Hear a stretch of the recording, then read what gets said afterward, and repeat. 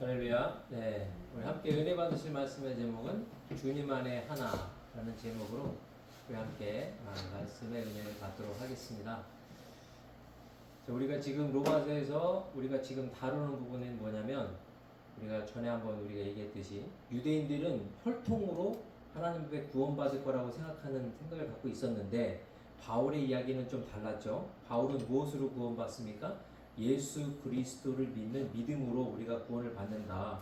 그러면 하나님의 자녀, 믿음으로 구원받은, 예수 그리스도를 믿는 믿음으로 구원받은 그 하나님의 자녀들은 과연 어떠한 삶을 어떻게 살아가야 되느냐라는 것에 대한 구체적인 내용들을 우리가 지금 계속 말씀으로 보고 있어요. 그죠?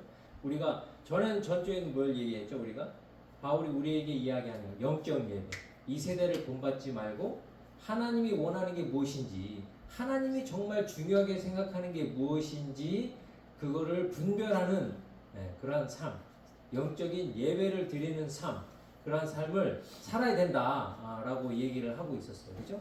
그러면 어떤 것이 과연 영적인 삶이냐, 영적인 예배를 드리는 삶이냐라고 구체적으로 물어본다면 아주 구체적인 것들을 오늘 바울이 우리에게 설명해 주는 내용이 나옵니다.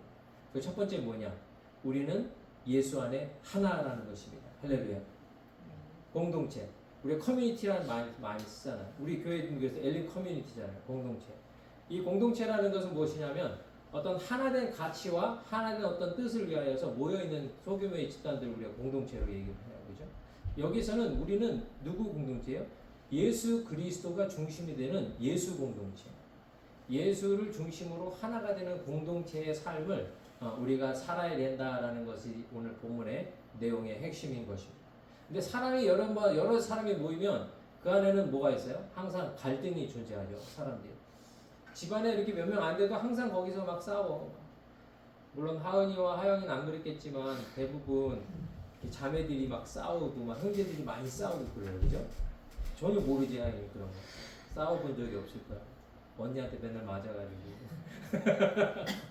근데 저희도 아들 셋을 키웠는데 아들 셋이 거의 싸워본 적이 없어요. 거의 싸워본 적이 없는데 그래도 가끔 싸움이 있었죠. 지금도 아직도 생각나요. 우리가 아이들이 워낙에 싸운 적이 없는데 몇 번 싸웠어요. 그러니까 그 몇 번 싸운 게 걔네들한테 되게 충격적인, 아직까지 기억이 남는 거예요. 그래서 만나면 항상 그 얘기를 해요. 언제 아이들이 한번 싸웠냐면은 제가 아이들한테 이제 장난감을 막 사주다 애들이 이제 중학생 되니까 장난감은 관심이 없고 비비건, 총으로 이렇게 이렇게 총알을 쏘는 그런 거에 관심을 많이 가졌을 때가 있는데, 그때 그런 걸 내가 사주면 안 되는 거였는데 하여간 어디선가 총이 생겼어. 얘네한테 비비탄 총이. 근데 아이들끼리 놀다가 실수로 놀다가 그때 제 기억으로는 그게 현이었던 것 같아요. 현이가 너무 화가 나가지고 그 총을 준이한테 겨눈 거예요. 비비탄 총을. 근데 형이 자기한테 이 비비탄 총을 겨눴다는 것 때문에 준이가 그때 큰 충격을 받은 거예요. 형이 나를 총으로 쐈는지 안 쐈는지는 제가 기억이 확실하지는 않아요. 그러니까 사람들이 지금 얘기하면 그냥 웃고 넘어가는 건데 그 당시 아이들은 되게 심각했어요. 이 싸움과 다툼이라는 게. 근데 우리가 잘 생각해 봅시다. 이 싸움과 다툼은 어디서 일어날까요? 저도 사실 싸움의 전문가거든요. 왜냐면 저랑 집사람이랑 살아온 연수가 있잖아요. 30몇 년을 살면서 한 10년 정도는 정말 피 튀기게 싸운 것 같아요. 저랑 집사람 보면 한 번도 안 싸웠을 것 같죠? 네? 많이 싸웠을 것 같아요. 한 10년은 진짜 남부럽지 않게 싸웠어요. 애들이 막 말릴 정도로 막 싸웠었어요. 여러분들도 누군가 다툼과 갈등에 대한 경험이 있으실 거예요. 그죠? 네. 우리 수영재는 싸워본 적이 없지, 별로. 기억이 안 나요. 아주 지혜와. 뭐 나연 자매가 다 져주니까 뭐 싸울 일이 없겠지. 예. 근데 보이지 않는 텐션이 항상 있죠. 서로 치고받진 않더라도 항상 무언가 다툼이 있어요. 그게 개인과 개인도 그렇지만 나라와 나라도 그렇잖아요. 요즘 또 전쟁도 많이 하잖아요. 사람들. 지금 이란 전쟁이 있지, 지금 우크라이나 전쟁이 있지, 소련하고 이렇게. 그리고 또 무역 전쟁. 나라마다 서로 막 나세를 높이네 낮추네 막 해가. 요즘에는 또 한국에서 삼성전자 회사하고 노조하고 영업이익을 얼마만큼 더 달라고 뭐 해야 계속 이렇게 싸움과 다툼이 있었어요. 극적인 합의가 있었지만 제 생각엔 그게 지금 큰 문제거리가 될 것 같아요. 앞으로 이런 사람들과 사람과 기관과 기관, 나라가 나라가 왜 갈등이 일어날까? 이유는 간단하죠. 나는 이렇게 생각하는데 너는 왜 그렇게 생각해? 아니면 나는 이거를 원하는데 내가 너보다 이만큼 더 가져야 되겠다는. 대부분 보면 나로 인하여 생기는 물질적인 것, 정신적인 것, 환경적인 것, 내가 남보다 조금 더 갖고자 하는 것, 아니면 내 생각을 관철하고자 하는 것, 여기서부터 싸움이 시작돼요. 부부 가운데서도 내가 이렇게 힘들게 일하는데 저 사람이 날 못 알아주지? 왜 이해를 못 해주지? 왜 내가 자기한테 이만큼 사랑한다고 얘기했는데 저 사람은 나한테 왜 그만큼 사랑한다는 얘기를 안 해주지?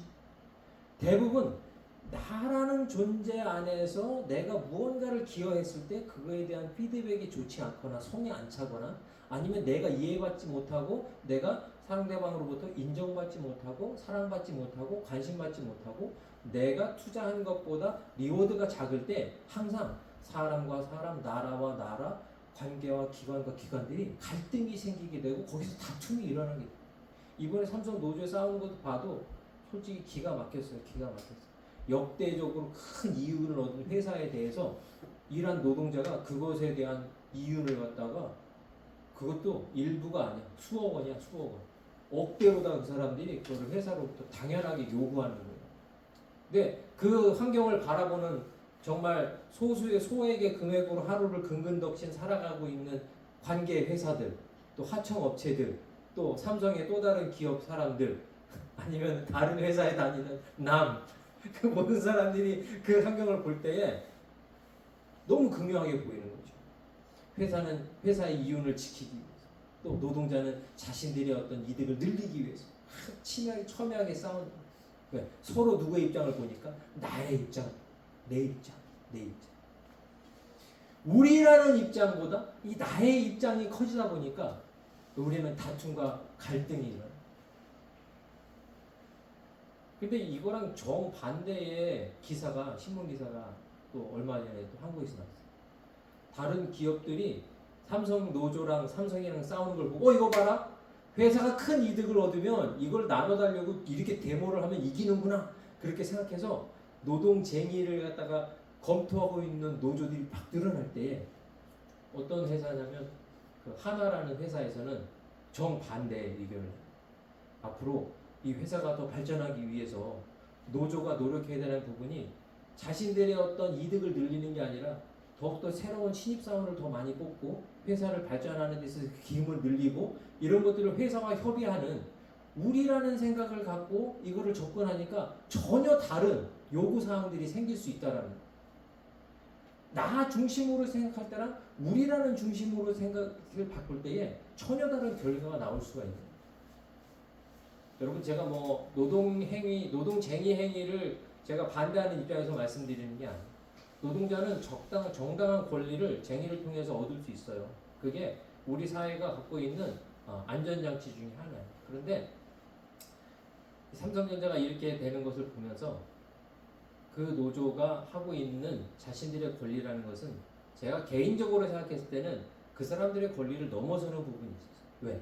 나라는 걸 생각, 우리라는 것보다 같이 일하는 삼성이라는 큰 우산 아래에 있는 그런 다른 직원들과 국민들과 나라와 회사를 생각해보다는 이 막대한 이윤에 대해서 내가 더 가져야 되겠다는 생각이 좀 더 크지 않았나. 그래서 그것 때문에 사회적으로나 사람들이 봤을 때 이게 좀 너무 무리였다라고 보는 이 생각이 좀 지배적인 것 같습니다. 근데 이건 그냥 거기 삼성과 그 노조 안에서 있었던 그런 일들이 아니에요.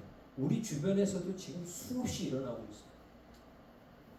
내가 조금 더 가지기 위해서 남에게 줘야 되는 것을 주지 않거나 그것을 뺏거나 아니면 나의 것을 유지하기 위해서 상대방에 대해서 정말 공격하거나 음해하거나 그런 일들이 너무 많이 있어요. 그래서 성경에서는 근본적으로 사회 세상 사람들이 나 중심적으로 살아가는 그 아젠다에 대해서 원천적으로 우리는 하나님 안에서 하나의 공동체다라는 것을 우리에게 아주 심플하고 클리어하게 이야기하고 있습니다. 우리는 절대 혼자가 아니에요. 우리는 가끔 착각을 해요. 나라는 인간의 존재가 그 우주 어딘가에 있는 수만 가지 별들과 수만 가지 먼지와 같은 그런 존재들 중에 하나, 특별한 존재, 하나님의 사랑으로 태어난 특별한 존재. 그래서 나라는 존재가 아주 특별하게 생각하는 사람들이 많이, 물론 우리는 특별합니다. 근데 그것 때문에 그것이 너무 커지면 나 중심적인 생각과 사고로 뭉쳐지기 너무 쉬워요. 나는 소중한 존재지만 저와 여러분은 그리스도 안에서 예수 그리스도의 십자가 보혈로 구원받은 하나님의 지체, 교회의 지체인 것입니다. 저와 여러분은 예수 안에서 하나로 부름받은 공동체의 일원이에요. 우리는 생각도 다르고 먹는 것도 다르고 습관도 다르고 여러 가지 다르지만 단 한 가지 확실한 공통점이 있는데 그건 뭐냐? 우리는 We are one in Christ. 우리가 하나라는 거예요. 예수 안에 하나라는 거예요. 여러분 여러분 친구들이 많이 있는데 여러분 진짜 좋은 친구와 그냥 그런 친구들을 구별하는 가장 좋은 방법이 있대요. 그 이제 사람들을 이제 심리학자들이 하는 얘기 중에 하나인데 진짜 좋은 친구는 어떤 친구냐? 내가 잘 됐을 때, 내가 정말 잘 됐을 때, 내가 잘 된 것에 대해서 정말 나처럼 기뻐해 줄 수 있는 친구. 그 친구가 좋은 친구. 근데 어떤 친구들은 보면 가끔 그런 친구들이 있어요. 뭐 사촌이 땅을 사면 배가 아프다는 식으로 내가 잘 됐어. 그래서 예를 들어 뭐 나는 뭐 공부도 잘하고 막 잘 됐어. 근데 옆에 있는 애가 더 잘 됐어. 그러면 우리는 어떻게 해야 돼요? 이 친구가 정말 내가 좋은 친구면은 같이 좋아해줘. 왜? 이 친구 나도 잘 됐지만 얘가 더 잘 됐어. 더 좋아해 주는 거야. 왜? 내 친구가 더 잘 된 거니까. 그런데 어떤 친구들은 이런 친구들이 있어요. 나만 잘 돼야 되는데 얘도 잘 됐어? 그럼 기분이 나고 배가 아파. 전에도 제가 한번 말씀드린 적이 있는데 미국에서 사람들이 이제 실험을 했대요. 어떤 실험을 했냐면 이제 사람들이 설문조사를 한 거예요. 동창생들이 있는데 내가 10,000불 받고 제가 50,000불 받는 거. 아니면 이게 1번이에요. 내가 10,000불 받고 내 친구 50,000불 받는 거예요. 이제 월급을. 그런데 반대로 내가 50,000불 받고 내가 10,000불 받고 제가 5,000불 받는 거. 어떤 게 더 좋은 거야? 내가 얘를 잘못 들었네. 죄송합니다.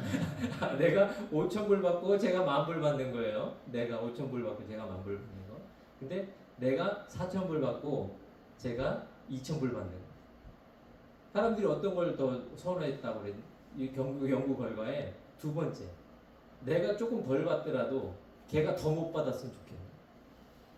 근데 이게 뭐 굳이 친구라고는 얘기는 안 하겠지만 내가 아는 그 누군가. 항상 우리 부모님들 사이에서 몇 년 전만 해도 엄친아, 엄친딸 이런 얘기 상당히 유행했었어요. 그죠? 그 엄친아, 엄친딸이 갖고 있는 건 뭐예요? 나는 이렇게 못 나가는데 그 엄마의 친구의 딸과 엄마의 친구의 아들은 그렇게 잘 나간다는 거예요. 그러면 그 상대적인 박탈감, 상대적인 소외감이 나의 행복 지수를 낮추고 나의 자존감을 낮추고 나라는 존재가 실패자인 것처럼 느끼게 하는 그런 생각이 있다라는 거예요. 이 생각의 근본이 뭐예요? 나와 상대방을 분리하는 데 있는 거예요. 나와 상대를 분리하는 거예요. 근데 이게요, 저희는 교회에 뭐 성도들이 얼마 안 되니까 그런 게 없는데 교회가 사이즈가 조금만 크잖아요. 그러면 이게 교회 안에서도 엄청 많아요. 저도 예전에 신앙생활 큰 교회에서 부교육자 사역을 할 때 그런 일들이 되게 많았어요. 심지어 어떤 거냐면 전도사님, 아니 그때 목사님 예배 끝나면 이제 큰 교회에서는 이제 목사님이 이제 앞에 서서 이렇게 인사하고 이제 뭐 이렇게 안부 묻고 이런 시간이 있잖아요. 그러면은 전사님 왜 담임 목사님께서 김한무개 집사는 손을 두 손으로 잡아주고 내 손을 왜 한 손으로 잡아줘요? 이렇게 얘기하는 분들이 있어요. 그리고 목사님 설교하실 때 왜 왼쪽은 4번, 5번 자주 보고 하시는데 왜 나 있는 쪽은 한 번도 안 보고 얘기하세요? 그리고 왜 목사님이 맨날 성가대는 잘했다고 칭찬하는데 찬양팀은 한마디도 안 하세요? 아주 작은 것, 너무 작은 것들. 도대체 이런 게 문제가 될까라고 생각하는 아주 작은 것들. 물론 이해는 가요. 우리는 작다고 생각하지만 그 누군가에겐 그건 큰 것이 될 수 있으니까 그건 충분히 이해가 갑니다. 그런데 그런 것들이 항상 나 중심적인 생각을 갖고 있다 보니까 나 아닌 누군가가 조명을 받고 나 아닌 누군가가 칭찬을 받고 나 아닌 누군가가 더 이득을 받는 거에 대해서는 이게 마음에 안 좋아요. 여러분, 사람들과 대인관계에 있어서 금기시하는 것들이 몇 가지가 있어요. 금기시하는 것. 나이 먹은 우리들 같은 데, 사모님 우리들 같은 경우에 금기시하는 게 있는데, 첫 번째 뭐를 자랑하지 마라? 그렇지. 역시 재영이가 좀 이게 빨라. 돈 자랑하지 말라. 돈 자랑하지 말라. 두 번째는 또 뭘 자랑하지 마라? 이 조아빠도 알 거야. 자녀 자랑하지 마라. 자녀 자랑하지 마라. 세 번째, 건강 자랑하지 마라. 네 번째 뭐? 자기 잘난 거 자랑하지 마라. 그러니까 한마디로 병신같이 자라라. 이렇게 자기가 자랑할 만한 것이 있으면 사람들로부터 미움을 산다는 거지. 미움을 산다는 거지. 지 잘났네. 그래, 자식 잘났네. 근데 솔직히 그거는 상당히 공감이 가요. 그쵸? 상대적으로 자녀들이 다 잘 됐으면 좋겠는데 자녀들이 잘 못된 집들이 가끔 있어요. 그런데 앞에서 자기 자식들 자랑하고 그러면은 그건 정말 참 어리석은 거죠. 어리석은 거죠. 근데 여기 이러한 것에 대해서 배경에 깔려 있는 건 뭐냐면 나의 잘됨이 누군가에게 슬픔이 될 수 있고 분노가 될 수 있고 좌절이 될 수 있다는 전제 때문에 이게 있는 거예요. 근데 여러분 한번 생각을 해봅시다. 저도 주변에 가끔 그런 분들을 가끔 봐요. 누군가가 이렇게 잘 되면 그것에 대해서 이렇게 항상 깎아내리려고 그러는 분들이 있어요. 항상. 뭐 일부러 그러는 건지는 모르겠는데 왜 그런지 모르겠어요. 이것도 제 자랑같이 들리지만 이게 자랑 좀 할게요. 이거 하면 안 되는 건데 이게 예의상 예를 드는 거예요. 이번에 목사님들 체육대회에 가서 제가 조금 활약을 했어요. 제가 축구대회 나가서 한 2골을 넣고 어시스트를 한 2개 정도 했어요. 그래서 이 목사님들 사이에서는 제가 조금 잘한 편이긴 해요. 이게 자랑은 아니에요. 그냥 그랬다라는 거예요. 이거 쑥스럽네. 근데 그런 얘기가 이제 경기가 끝나고 이제 목사님들 모인 자리에서 얘기가 나왔어요. 그 경기를 안 간 이제 장로님들도 있고 뭐 이렇게 있는데 그래서 막 목사님들이 우리 홍 목사 잘했다고 막 칭찬다고 그러는데 바로 옆에서 장로님이 탁 나오더니 아이고 목사님 아니 집에서 새는 바가지가 반창고를 치고 나갔네 딱 그러시는 거예요. 근데 이분이 그날만 그런 게 아니야. 항상 뭐가 이렇게 조금 이제 제가 조금 칭찬받고 주목받는 분위기가 되면 이분이 어느 순간 나타나 항상 나타나가지고 목사님의 플레이 스타일은 기찻길이야. 거기만 막으면 끝나. 그냥 항상 저분이 도대체 왜 그럴까? 제가 한번 여러 가지 생각을 쭉 유추를 해봤어요. 유추를 해봤는데 제가 내린 결론은 그 장로님 되게 축구를 잘하시는 분인데 저랑 한번 세게 부딪힌 적이 있어요. 축구 경기를 하다가. 근데 이제 그분이 이분은 자신이 잘못해도 절대로 사과를 안 하시는 분, 그냥 절대로 사과 안 하시는 분이라 제가 마음속에 푹 담고 있다가 한 번은 제가 복수를 한 적이 있어요. 부딪힐 때 저도 세게 밀었어요. 뭐 이렇게 웬만하면 피했어야 되는데 저도 당하지만 않고 그리고 웃으면서 장로님 괜찮으세요? 일부러 그래놓고 아유 괜찮으세요? 내가 왜 그랬을까? 이렇게. 근데 그 후부터인 것 같아요. 제가 생각에 장로님도 그걸 느꼈던 것 같아요. 제가 잘못했죠. 제가 어르신을 이렇게 내가 젊다고 이렇게 밀어버렸으니 장로님이 그럴 만도 해요. 근데 이게 여러분 제가 지금 웃자고 그렇게 하는 얘기인데 이게 아주 작은 것 같지만 누군가의 성공과 누군가의 번영과 누군가의 인정받는 것에서 같이 박수 쳐줄 수 있다는 건요. 내가 얼마만큼 자존감이 높은 사람인가를 보여주는 거예요. 사실은. 근데 내가 누군가가 잘 되고 누군가가 성공하고 누군가가 이렇게 좋아지는 거에 대해서 내가 배가 아파지기 시작한다. 내가 그것 때문에 잠이 안 온다. 내가 그것 때문에 열이 받는다. 이건 뭐예요? 내가 그만큼 하나님 안에서 나에 대한 자존감이 약하다. 나에 대한 자존감. 여러분 생각을 해보세요. 여러분 통장에 다 100억씩 있다고 생각해보세요. 여러분 통장에 다 100억씩 있어요. 제가 뭐 주일날 돈 얘기해서 죄송합니다. 아 미안해. 한 200억씩 있는데 100억밖에 없다고 얘기해서 미안해. 100억씩 다 있어 그냥. 100억씩 있는데 옆집에서 뭐 해갖고 뭐 애가 뭐 이렇게 잘 돼가지고 집에다가 용돈을 한 달에 1,000만 원씩 준대.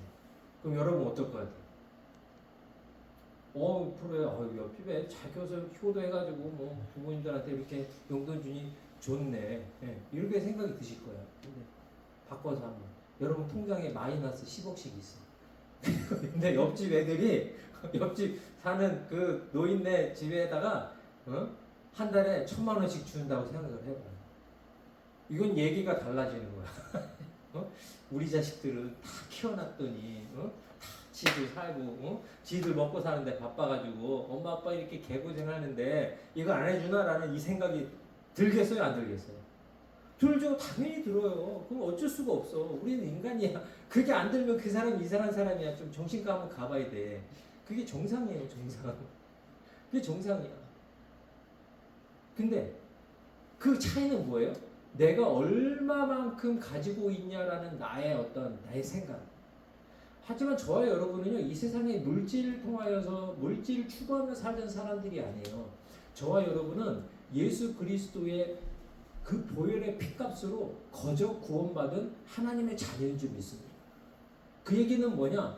이 우주와 만물을 만드신 창조주의 하나님이 저희의 뭐가 되셔요? 아버지가 되시는 거예요. 저희들에겐요, 이 세상의 가치로 감당할 수 없는 엄청난 부와 영적인 능력과 권세가 저와 여러분에게 예수님의 이름으로 주어진 존재인 줄 믿습니다. 그런데도 불구하고 우리가 세상 사람들과 똑같은 기준과 가치로 아동바동하며 살면은 안 된다라는 거예요. 저와 여러분은요, 하나님의 그 유산을 상속받은 상속자예요. 하나님의 나라를 상속받은 상속자예요. 그래서 옆에 애가 뭐 하버드를 갔건 뭐를 했건 용돈을 얼마큼 주건 이게 우리의 삶을 움직이면 안 된다는 거예요. 전에도 한번 제가 얘기했는데 우리 목사님들이 모여서 이렇게 기도회 하는 한 2달에 한 번씩 모여서 기도하는 기도회가 있어요. 기도회가 있는데 거기서 이제 기도 제목을 나누는 시간인데 기도 제목만 나누는 게 아니라 우리가 감사 제목도 나누거든요. 감사 제목을 나누는데 이렇게 감사 제목을 쭉 나누다가 어떤 한 목사님이 이제 집에서 기도 제목으로 자녀가 버지니아 텍을 나왔는데 지금 2년째 잡을 못 잡고 있다. IT를 전공했거든. 2년 동안 잡을 못 잡고 있어서 식당에서 아르바이트를 하고 있다. 너무 큰 근심이 돼갖고 그걸 기도 제목으로 내놓으셨어요. 근데 이제 몇 명이 돌다가 어떤 한 목사님이 감사의 제목으로 기도 제목을 내놓는데 자기 아들이 미국의 굴지의 대기업에 들어갔는데 연봉의 10%를 엄마 아빠 용돈으로 주고 있다. 그런 걸 감사의 제목으로 내놓은 거야.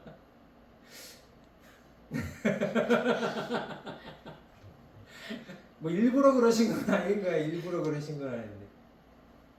그러면 부모님들의 마음에 드는 생각은 어떤 마음이 들겠어요? 저를 포함해서 우리 자식들은 뭐 하는 거야? 어? 남들은 이렇게 잘 돼가지고 이렇게 한다는데 우리 자식들은 뭐 하는 거야? 라는 생각을 자동으로 들어요, 안 들어요?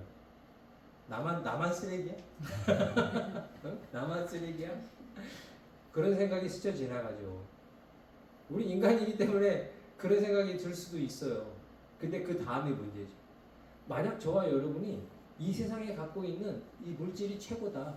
내가 나의 것을 채우는 삶을 살아야 되겠다라는 생각으로 꽉 차여져 있으면요.